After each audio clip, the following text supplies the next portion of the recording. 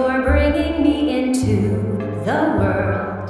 I am at your eternal service. Welcome to your new pearl. ¿Qué sucede aquí? ¿Su gema podría estar rota?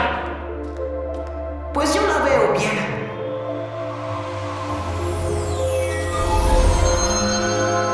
¡Rubí!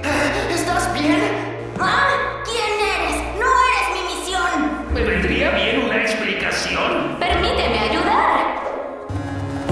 A ruby guard, but just a single one. They tend to come in teams of 3 or more. A precious sapphire, she sees the future. That's who the ruby's for. Mi Zafiro, como juré hacerlo y es mi único propósito, te protegeré con mi vida. Sé que lo harás. Por eso predico que no durarás más de un día. ¿Ah? Ven.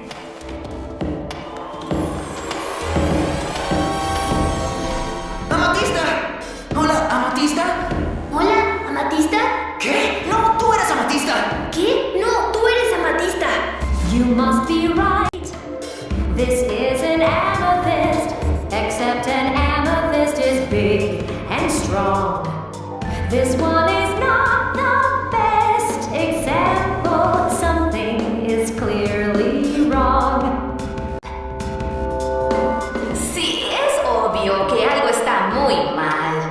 ¿Qué hacen todas estas diferentes gemas aquí en este extraño lugar? Perla, ¿no las reconoces? ¿No me reconoces a mí?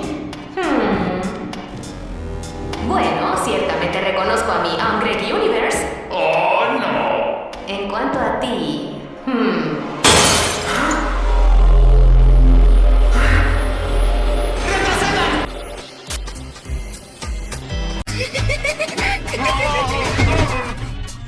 Estoy muy emocionado por conocerte. ¿No estás enfadado?